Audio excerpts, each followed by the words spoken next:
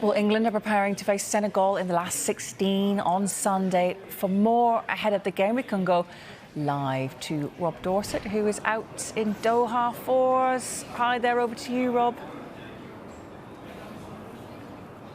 Thanks, Hayley. Yeah, we've scooted over to the posh part of Doha to see a member of the Sky Sports team who's known to everybody, former England striker Alan Smith, who lives out here on the West Bay for a while. It's posh here? I didn't know. It's posher than where we are, mate. I'll tell you that much. Listen, Okay. thanks for talking to us. A huge game for England coming up. I want to ask you first, though, about the teams that have gone out, because it was an incredible night of World Cup football last night. Germany going out, Belgium going out. We've seen some shocks already in this World Cup, but to see them go, and in particular Germany go, what did you make of it? Yeah, I mean, first of all, Belgium, I've commentated on them a couple of times and they've been deeply underwhelming. You know, they look an old team and it's got to be the end of an era, obviously, that golden generation. Germany, yeah, it was very close, wasn't it? All sorts of drama, all sorts of contentious issues last night. But it's developing into that kind of World Cup, really exciting. And from England's point of view, the more the big guys go out, the better, I think. You know, we're not shedding too many tears for Germany. They've been there often enough in the past. So hopefully we can get through. And Spain were under threat for a while, and Spain now come onto England's side of the draw. So England have got Spain and France and Argentina.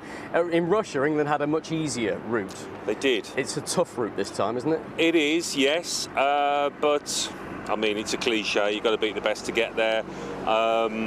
And I think psychologically we wouldn't be fearful of any of those teams you've mentioned. You know, obviously there's some world-class stars in there, and Mbappe and the like, but it's about momentum in tournaments, and what we did against Iran and then against Wales, that's given the side momentum. Well, let's talk about Gareth Southgate, because he has his critics and he has his supporters. Which side of the fence are you on at this World Cup? Let's talk about here and now. He's got the big decisions right, hasn't he? Particularly when you look at Henderson coming in and Bellingham, and when he's picked the wide attacking options that England have, they've all kind of worked. They've all come off. Yeah. There was obviously a big clamour for Phil Foden to play. You know, only Gareth will know that if he kind of reacted to that, I don't think he would have. I think he would have had in mind what he wanted to do, and as he says so often, he ignores all the noise around him. You know, previous England managers haven't. Some have had the newspapers delivered to the team hotel, everyone's reading it over breakfast. That is not the way forward in tournament football, so he has got all the decisions right. You know, we're all heroes of hindsight, aren't we? If it doesn't go right, why didn't he do this, why didn't he do that? Thankfully at the moment, yeah, it's all clicked for him. And look, there was some criticism after the 0-0 draw against USA in the second game, but England bounced back with that 3-1 win against Wales. I noticed the players didn't celebrate too much at the end of that Wales game. They'd got through the group stages. It felt like they expected that, and the real business starts now. So how would you sum up where England are right now? Business-like and impressive to this point, or what do you think?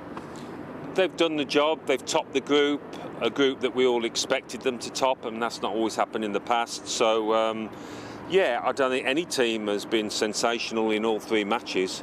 I've commentated on Brazil, Argentina. You know, they've all stuttered at certain times. It's about getting the business done, which England have done, and now they move forward, and, you know, it's knockout football. I've got to ask you about Harry Kane, as a former England striker yourself. To me, I'll be honest, he doesn't look sharp, and yet he's had 3 assists. Already, not scored a World Cup goal yet over here, won the Golden Boot 4 years ago. What do you think? Yeah, he doesn't look at peak sharpness. He hasn't actually had many chances, has he? He had a little shift and shot against Wales. He won't be happy because he's not scoring goals. As much as his assists have been important, and, you know, there have been some really good ones, especially that Phil Foden pass across the face of goal. It was brilliant. So, I mean, listen, his overall game means that he's certainly doing a big job for the team. He's still that focal point around which, you know, all that pace can move. So only he knows whether he's feeling 100% sharp. I'm sure he's had lots of chats with Gareth Southgate, but I still see him as, you know, very influential in that side. Is he dropping too deep? I mean, look, this is a debate a lot of Spurs fans have, because he does it for his club as well, where he's not a traditional out-and-out number 9. He doesn't play the same role that you played, it strikes me. He tends to come deep sometimes and find the ball, and that's why he's getting 3 assists. Is that the way you want to see him play? Well, he does it for Spurs, and he's done it for England, you know. And I don't think we should be over-analysing it. As I say, if you've got pace either side and from deep, the likes of Bellingham making runs beyond, you know, that him dropping in can create space behind. So I don't think it's a debate really that is worth having. As I say, he won't be happy because he's not scored yet, but he's important still. I'll tell you a debate that is worth having. England's wide attacking options. You've got Saka, you've got Foden, you've got Grealish, you've got Sterling. You've got, who else have I missed out?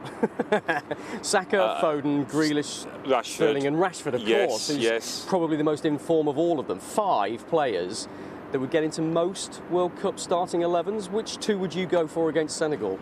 There you go, that's putting you on the spot. He has a bit, yeah. I mean, it is going to be difficult to leave out Rashford. That's not to say that he can't. He's one of those players that can make a big impact as sub. I'd love to see Foden in there again, and I'd like to see Saka. I'd like maybe those 2, and we've got great options off the bench. I mean, we were talking about Harry Kane, Callum Wilson. When he's come on, he's shown some real pace, and it's nice alternative to Kane. You know, those piercing runs beyond the centre halves. But yeah, an embarrassment of riches for Gareth Southgate. So it's great. Interesting there that you'd be prepared to drop Raheem Sterling.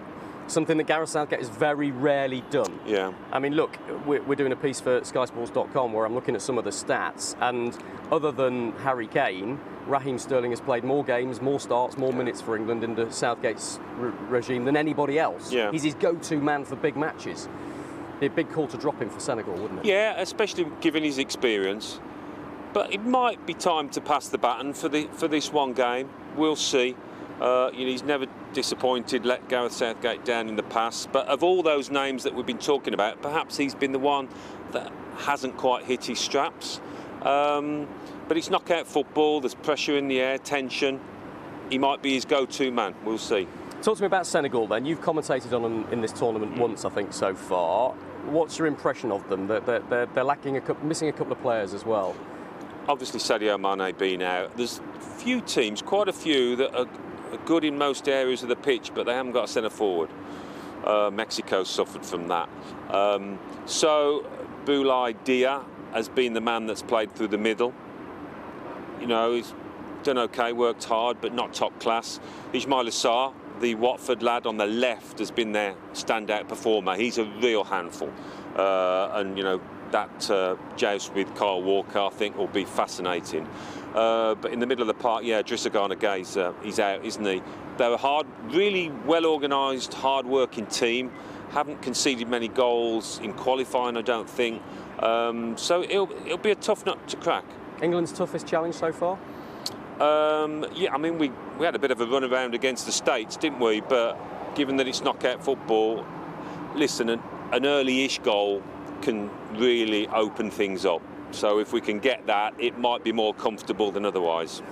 Alan, as ever, absolute pleasure to talk to you. Thanks very much indeed. That's Alan Smith, who we know very well from Sky Sports. Former England striker, of course, as well. One of the big calls is England's attacking wide players. Alan Smith, you heard it here live on Sky Sports News, would drop Raheem Sterling. Is Gareth Southgate brave enough, prepared to do the same? We'll find out in the next couple of days.